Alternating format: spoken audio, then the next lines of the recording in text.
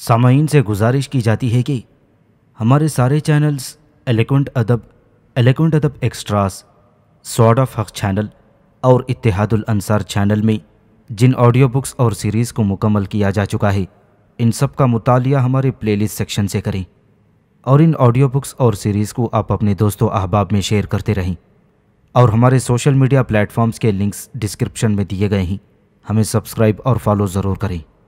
جزاک اللہ۔ بسم اللہ الرحمن الرحیم۔ رضیہ سلطانہ۔ تاریخ کے اوراق میں چھپی وہ بیٹی جو جرأت و ہمت کا ایک مثالی پیکر تھی۔ قوم کے بہادر بیٹیوں کے نام۔ ایپیسوڈ 10۔ نظام الملک کے کمرے میں قہوے کا دور چل رہا تھا۔ وزیر اعظم شراب تو نہیں پیتا تھا، مگر وہ افیون کے پوست کا عادی تھا۔ علاؤدین شیرخانی اور ملک سیف الدین کوچی بھی موجود تھے اور مزے لے کر قہوہ پی رہی تھی۔ جب ان تینوں کے اعصاب کیف و سرور سے بوجھل ہو گئے تو علاؤدین شیرخانی نظام الملک سے مخاطب ہوا۔ اگر آپ فرما روائے ہند ہو گئی تو نئی حکومت میں میری کیا حیثیت ہوگی؟ تم وزیر اعظم اور ملک سیف الدین کوچی وزیر خزانہ۔ نظام الملک نے جھومتے ہوئے کہا۔ آخر وہ دن کب آئے گا؟ ملک سیف الدین کوچی نے قہوے کا گھونٹ لیتے ہوئے کہا۔ مجھے تو ایسا لگتا ہے کہ اس دن کا انتظار کرتے کرتے قبر میں چلا جاؤں گا۔ ملک، کیا ہذیان بک رہے ہو؟ وزیر اعظم نے سیف الدین کوچی کو محبت آمیز لہجے میں ڈانٹتے ہوئے کہا۔ قبر میں تو وہ جاہل حکمران جائیں گے جنہوں نے سلطنت ہند کو اپنے میراث سمجھ لیا ہے۔ نظام الملک اپنے آقا التمش کے خلاف زہر اگل رہا تھا۔ سلطان کی زندگی میں تو یہ ممکن نہیں۔ علاؤدین شیرخانی کا لہجہ بھی مایوسانہ تھا۔ بالفرض محال اگر سلطان کا انتقال ہو جائے تو ہم لوگ کس طرح برسر اقتدار آئیں گے؟ شہزادہ رکن الدین تخت کا وارث ہے، اس لیے حکومت بھی اسی کو منتقل ہو جائے گی۔ میں یہی تو چاہتا ہوں کہ انا نے اقتدار اس اوباش لڑکے کے ہاتھوں میں آ جائے۔ نظام الملک کے ہونٹوں پر ابھرنے والی مسکراہٹ گہری ہو گئی تھی۔ وہ کتنے دن کا مہمان ہوگا؟ شراب و شباب اسے چند روز میں کھا جائیں گے، پھر ہمارے راستے کا کوئی پتھر باقی نہیں رہے گا۔ وزیر اعظم ایک خود غرض اور عیار سیاست دان تھا۔ تاریخ کے مطالعے سے اس نے ایک ہی منفی نتیجہ اخذ کیا تھا کہ ذاتی مفاد کے لیے ہر اخلاقی قدر کو پامال کر دیا جائے۔ اپنی اسی نفس پرستی کے سبب وہ کئی سالوں سے سلطنت دہلی پر قابض ہونے کے خواب دیکھ رہا تھا۔ التمش کے دو طاقتور امراء علاؤدین شیرخانی اور ملک سیف الدین کوچی بھی اسی کے ہمنوا تھے۔ نظام الملک خود ساختہ سلطان تھا اور اس نے وزارت عظمیٰ اور وزارت خزانہ کے اہم ترین عہدوں کے لیے علاؤدین شیرخانی اور ملک سیف الدین کوچی کو نامزد کر دیا تھا۔ التمش کے یہ تینوں نمکخوار اکثر تنہائی میں ملتے اور حکومت وقت کے خلاف نئے نئے منصوبے تراشتے۔ آج بھی یہ خفیہ اجلاس ایک خاص مقصد کے تحت منعقد کیا گیا تھا۔ شہزادہ رکن الدین لاکھ ناکارہ سہی، مگر سلطان کی بیٹی رضیہ سلطانہ؟ ملک سیف الدین کوچی نے تشویشناک لہجے میں کہا۔ جواب میں وزیر اعظم نے ایک زوردار قہقہہ لگایا۔ جب برے دن آتے ہیں تو انسان کی عقل ماری جاتی ہے۔ ایک احمق شخص قانون وراثت کو جھٹلانے چلا ہے۔ نظام الملک انتہائی تحقیرآمیز لہجے میں اپنے آقائے نیامت کا مذاق اڑا رہا تھا۔ بیٹی کو وارث بنانا چاہتا ہے، بس یہی اس کی موت ہے اور اس کی موت ہی ہماری زندگی ہے۔ مگر وہ بے پناہ ذہین اور شجاع لڑکی ہے۔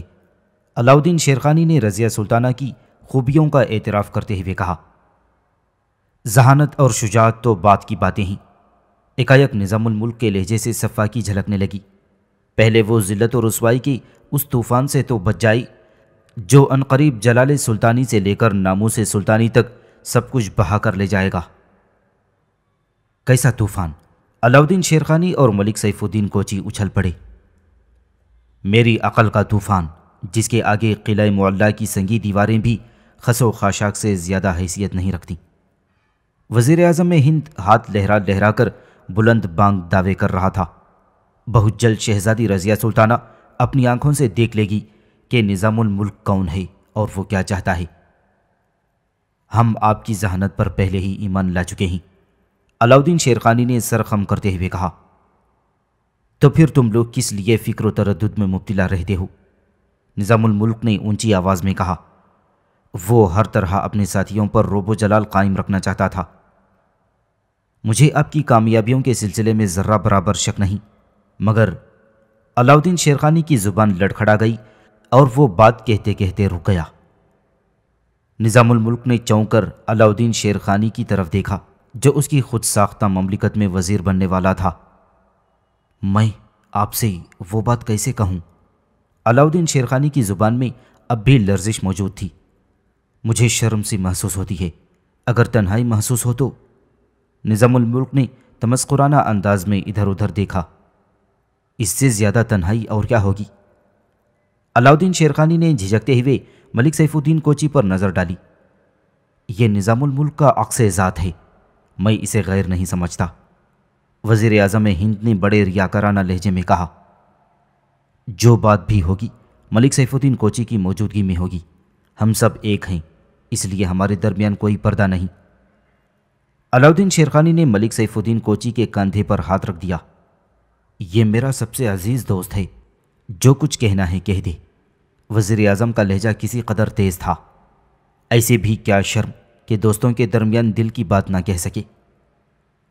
دراصل بات یہ ہے کہ میں شہزادی رضیہ سلطانہ کے عشق میں گرفتار ہوں۔ یہ کہتے کہتے علاؤدین شیرخانی کی گردن جھک گئی تھی اور وہ پسینے میں نہا گیا تھا۔ علاؤدین شیرخانی کی بات سن کر نظام الملک اور ملک سیف الدین کوچی دونوں چونک اٹھے۔ پھر کمرے کی فضا میں وزیر اعظم ہند کا ایک بے باک قہقہہ گونجا۔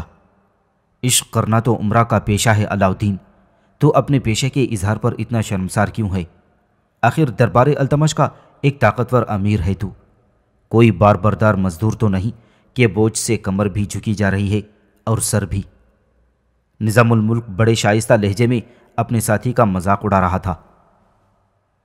بات شرمندگی کی نہیں ہے، علاؤدین شیرخانی سنبھل چکا تھا۔ خوف اس کا ہے کہ کہیں کوئی دوسرا ترک سردار میری متاع جام پر قابض نہ ہو جائے۔ نظام الملک اور سیف الدین کوچی نے استفہامیہ نظروں سے علاؤدین شیرخانی کی طرف دیکھا۔ شہزادی کی شادی کہیں بھی ہو سکتی ہے، علاؤدین نے اپنے اندیشے کا اظہار کیا۔ میں اسی سلسلے میں آپ حضرات سے مشورہ کرنا چاہتا ہوں۔ کیسا مشورہ؟ نظام الملک نے پوچھا۔ یہی کہ میں سلطان سے رضیہ کے رشتے کی بات کروں، علاؤدین شیرخانی نے جھجکتے ہوئے کہا۔ نظام الملک گہری سوچ میں ڈوب گیا، پھر بڑے عجیب لہجے میں بولا۔ تیری عمر کیا ہوگی شیرخانی؟ 50-55 سے زیادہ نہیں ہوگی، علاؤدین نے پرجوش انداز میں کہا۔ مگر شہزادی رضیہ سلطانہ کی عمر 20 سال ہے۔ نظام الملک نے عمروں کے فرق کو واضح کر کے ایک اہم بات کہنے کی کوشش کی تھی۔ میں بوڑھا تو نہیں، علاؤدین شیرخانی نے تیز لہجے میں کہا، اور مرد بوڑھا ہوتا بھی نہیں۔ شیرخانی، تو یہ بات کسی کنیز یا لونڈی سے کہہ سکتا ہے؟ اب نظام الملک کا انداز تمسخر آمیز تھا۔ اگر تو نے شہزادی کے سامنے اپنی جوانی کا ذکر چھیڑا تو پھر تیری زبان کٹ جانے کا اندیشہ ہے۔ علاؤدین پریشان سا نظر آنے لگا۔ تو یہ بھی جانتا ہے کہ شہزادی کس قدر تعلیم یافتہ خاتون ہے؟ نظام الملک نے اپنے ساتھی پر ایک اور طنز کیا۔ وہ سلطان زادی بھی ہے اور اس وقت سلطنت ہند کی نگران بھی۔ تو اور میں دن رات اس کے سامنے دست بستہ کھڑے رہتے ہیں، جھک جھک کر سلام پیش کرتے ہیں۔ کیا ان حالات میں تو اس کے خواب دیکھ سکتا ہے؟ نہیں شیرخانی، تیری بینائی زائل ہو جائے گی۔ شہزادی کا سودا اپنے سر سے نکال دے، ورنہ پاگل ہو جائے گا، اور شہر دہلی کے شریر بچے گلی کوچوں میں تیرے سرے پرغرور پر پتھروں کی بارش کرتے پھریں گے۔ نظام الملک نے صحیح صورتحال کی عکاسی کر کے علاؤدین کو خوف زدہ کرنا چاہا تھا، مگر شیرخانی کے ذہن میں کوئی اور ہی منصوبہ تھا۔ وہ سوچ رہا تھا کہ اگر رضیہ سلطانہ اس کے عقد میں آ جائے تو پھر آسانی کے ساتھ سلطنت ہند پر قبضہ کیا جا سکتا ہے۔ عزت مآب کی تقریر حقیقت کی آئینہ دار سہی، مگر میں اپنے دل سے مجبور ہوں۔ شیرخانی بہت زیادہ جذباتی نظر آ رہا تھا۔ شہزادی کا عشق ہی اب میری زندگی ہے، اور اگر یہ اس کی زندگی کی نظر ہو جائے تو میں اپنے آپ کو دنیا کا سب سے خوش نصیب انسان سمجھوں گا۔ شیرخانی کا جواب سن کر نظام الملک بھی فکر مند نظر آنے لگا۔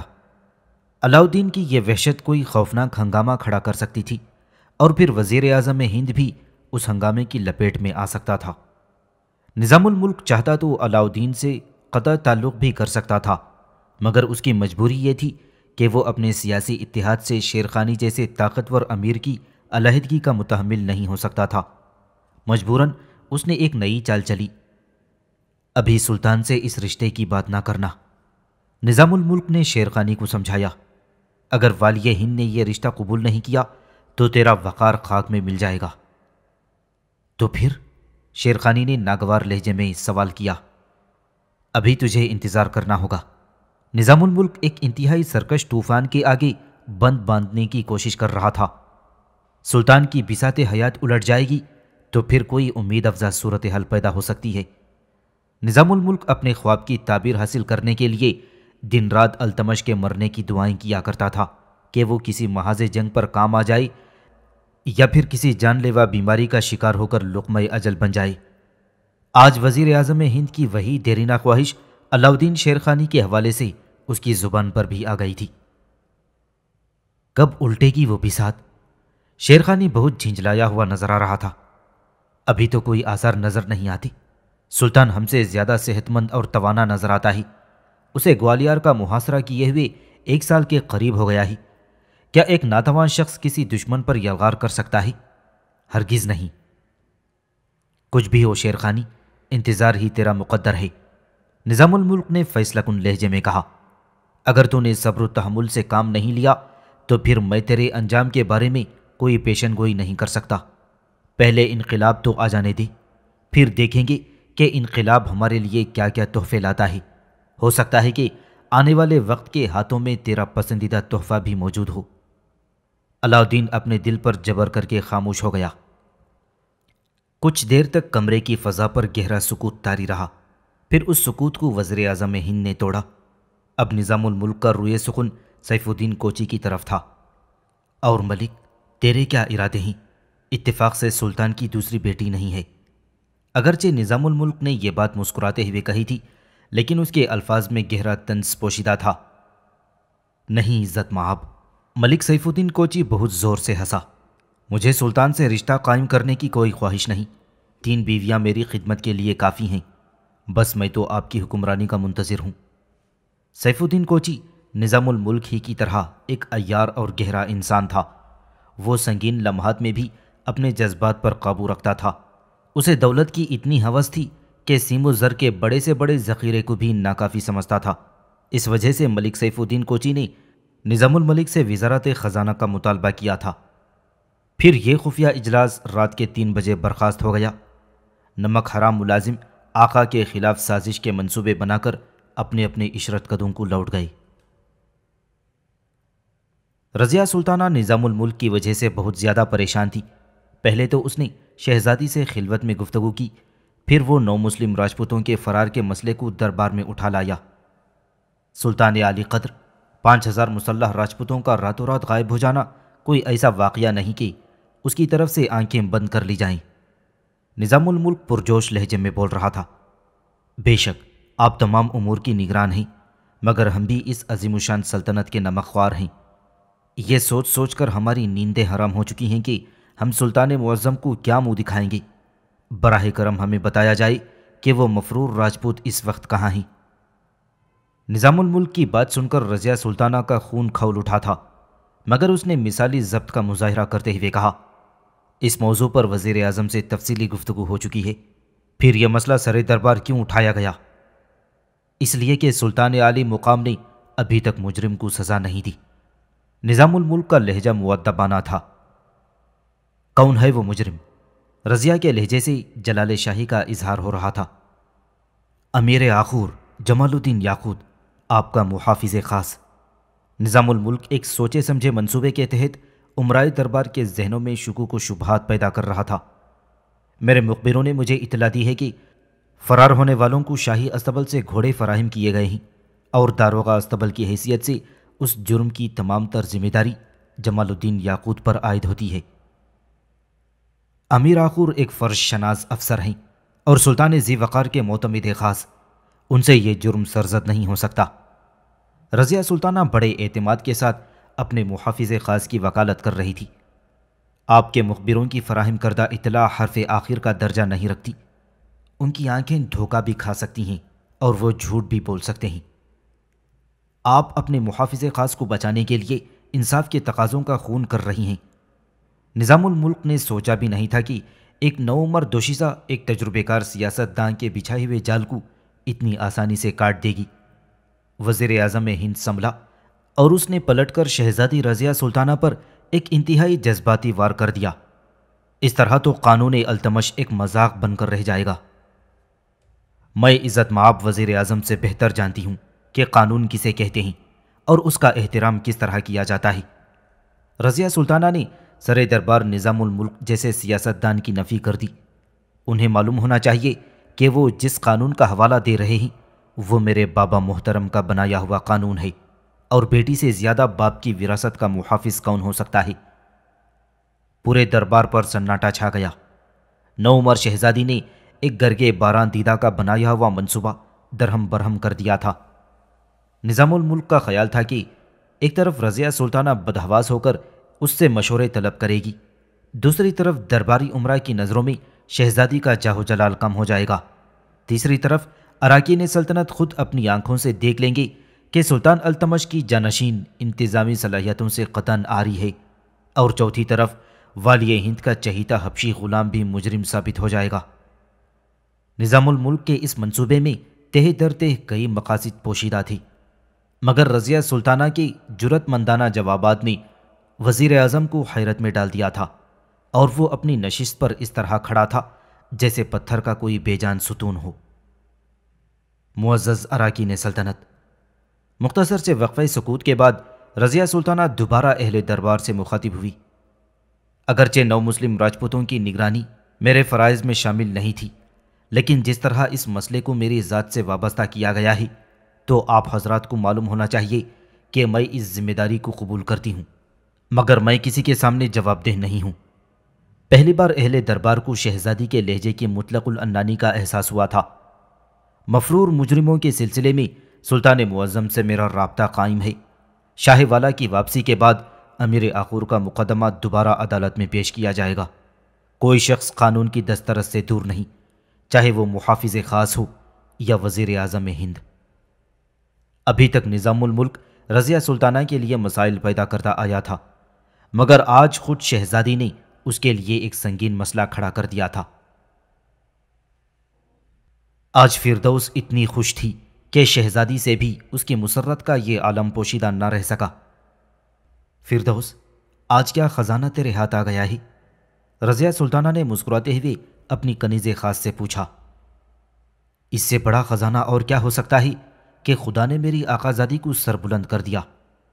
فردوس اس قدر جذباتی ہو گئی تھی کہ اس کی آنکھوں سے آنسو چھلک اٹھے تھے۔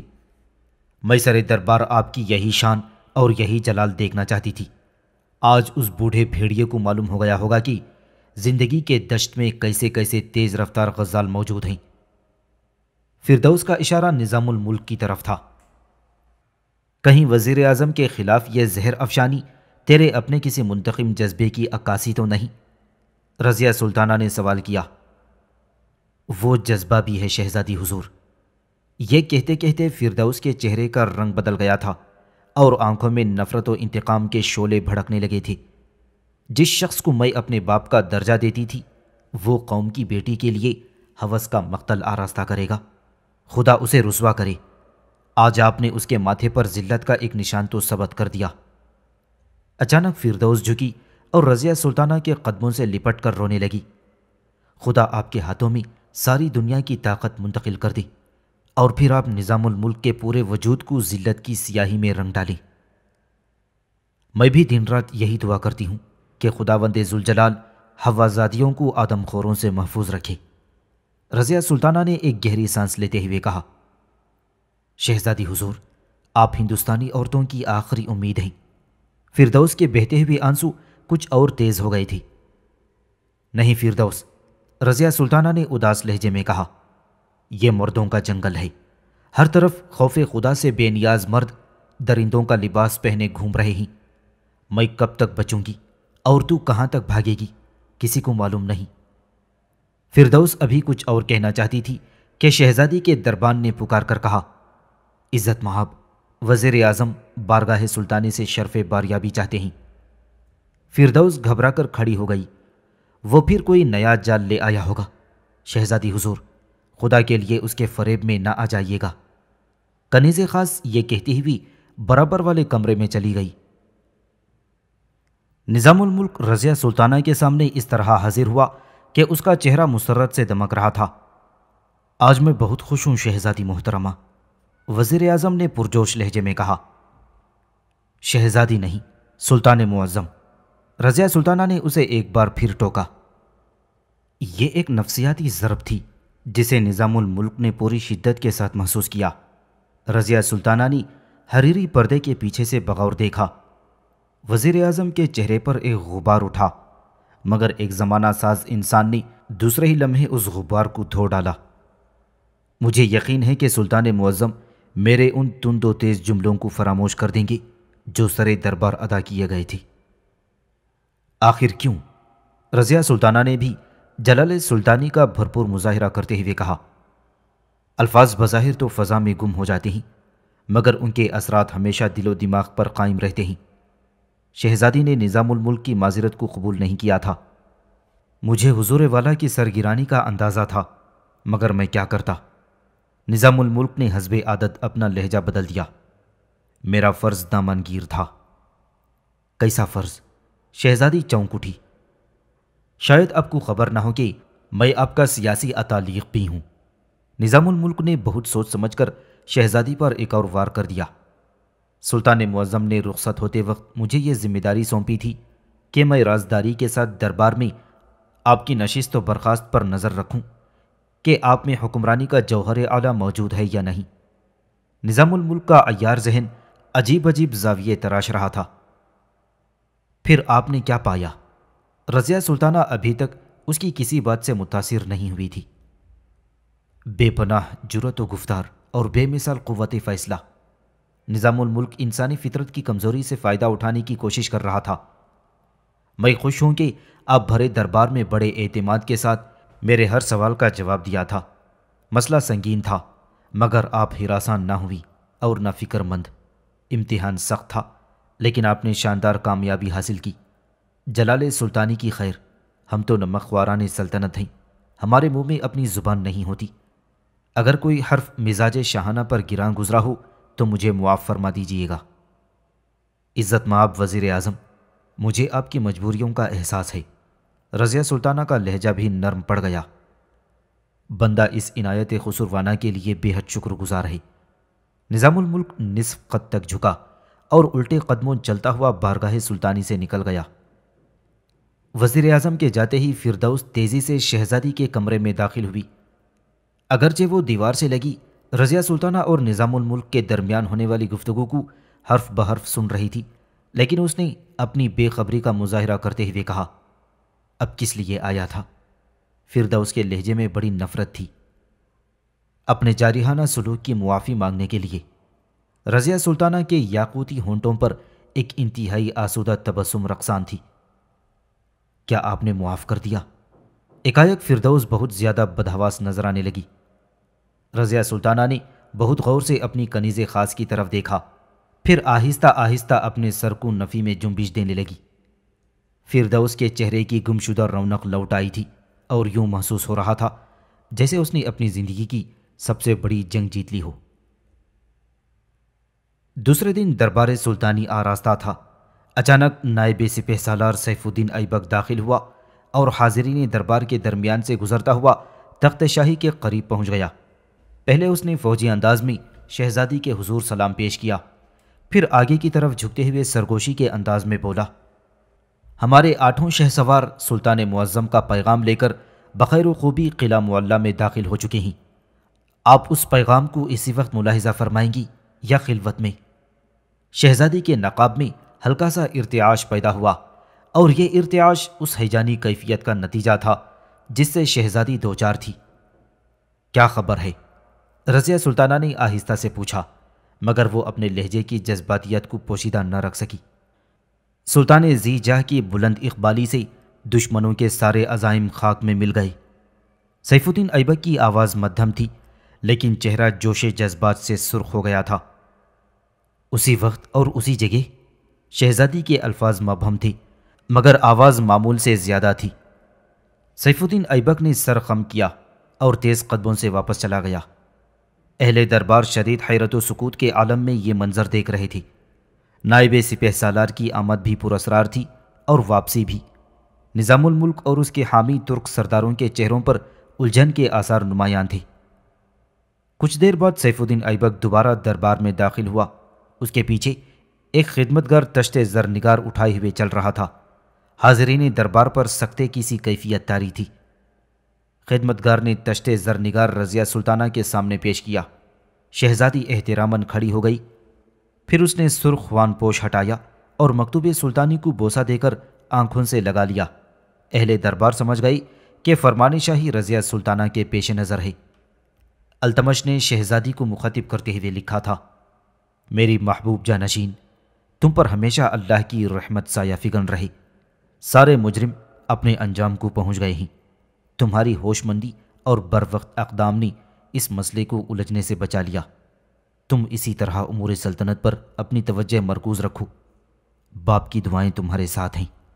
پھر جب سر دربار یہ اعلان ہوا کہ مفرور راجپوتوں کا قصہ پاک ہو گیا، تو کچھ دیر کے لیے نظام الملک اور دوسرے مخالف سرداروں کے چہرے مسخ ہو گئے، مگر وزیر اعظم ہند یہ سوچ کر مطمئن تھا کہ وہ معافی مانگ کر رضیہ سلطانہ کی حلقہ اعتبار میں داخل ہو چکا ہے۔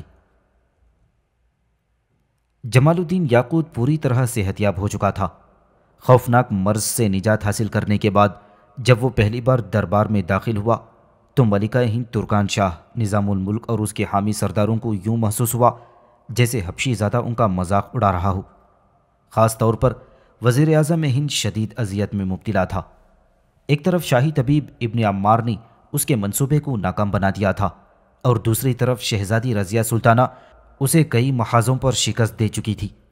علاؤدین شیرخانی اور ملک سیف الدین کوچی بار بار عجیب نظروں سے نظام الملک کو دیکھ رہے تھے، جیسے وہ کہہ رہے ہوں کہ حبشی زادے کا صحت یاب ہو جانا اور مفرور راجپوتوں کا اپنے انجام تک پہنچ جانا ان کے لیے اچھی فال نہیں ہے۔ وزیر اعظم کچھ دیر تک اپنے آپ پر جبر کیے بیٹھا رہا، پھر طبیعت کی خرابی کا بہانہ کر کے دربار سے اٹھ گیا۔ دربار برخاست ہونے کے بعد جمال الدین یاقوت شہزادی کی خدمت میں حاضر ہوا۔ اس وقت کنیز خاص فردوس بھی موجود تھی۔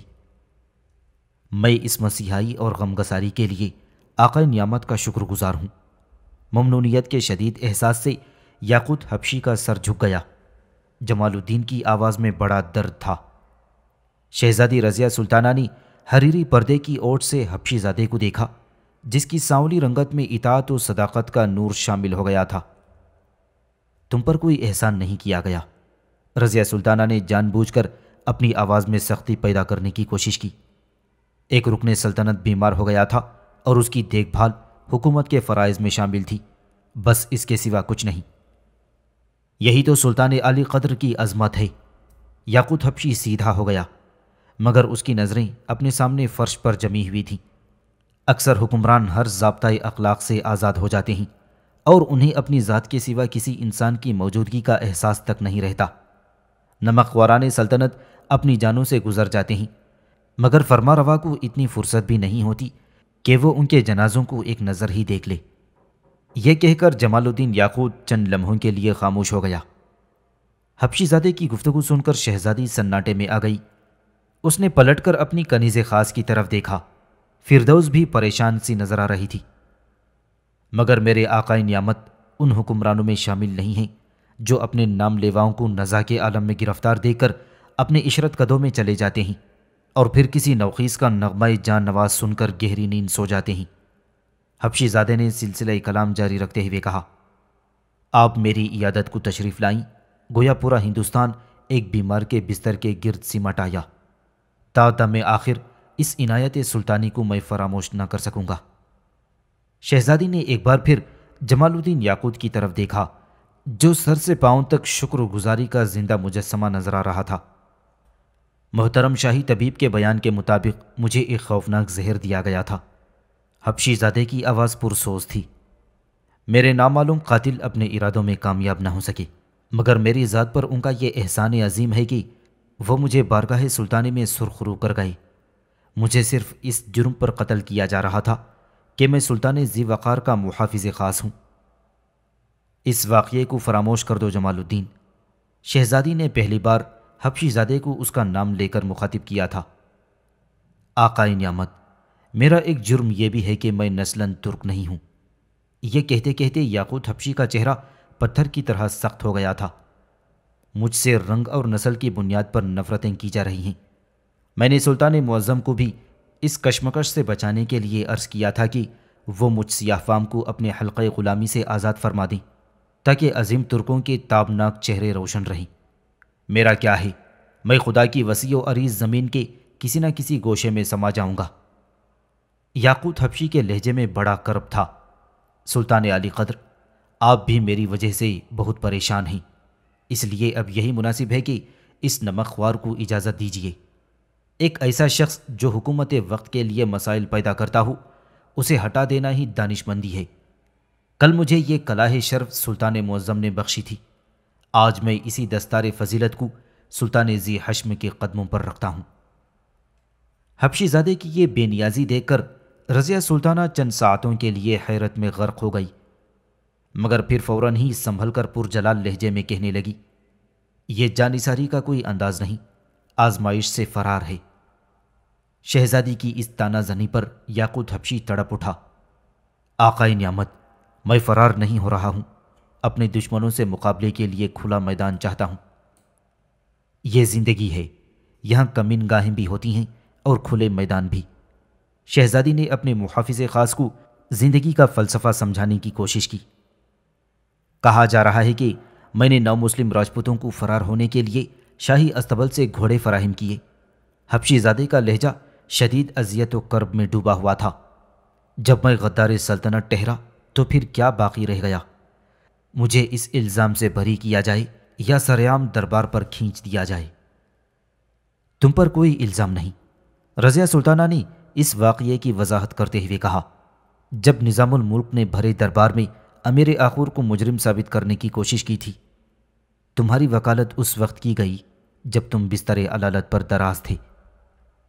یاقوت حبشی نے گھبرا کر اپنے سامنے کی طرف دیکھا، جہاں حریری پردے کے پیچھے کرسی زرنگار پر رضیہ سلطانہ جلوہ افروز تھی۔ پھر اس کی نظریں فوراً ہی جھک گئیں۔ آقائے نعمت، آپ نے اس شخص کی وکالت کی جو دہلی میں غریب الدیار ہے، تنہا ہے، لاوارث و بے نشان ہے، اور جس کا کوئی خاندان اور قبیلہ نہیں۔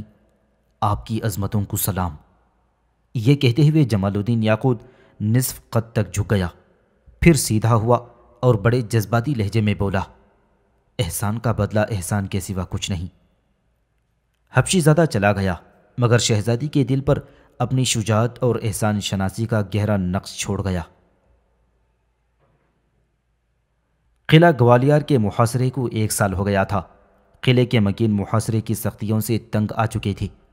آخر جب راجہ دیوبل کو یہ اندازہ ہو گیا کہ سلطان التمش قلعے کو تسخیر کیے بغیر دہلی واپس نہیں جائے گا، تو وہ اپنے بیوی بچوں اور بعض مصاحبوں کے ساتھ اس وقت ایک سرنگ کے ذریعے فرار ہو گیا جب نصف شب کے قریب لوگ گہری نیند سوئے ہوئے تھے۔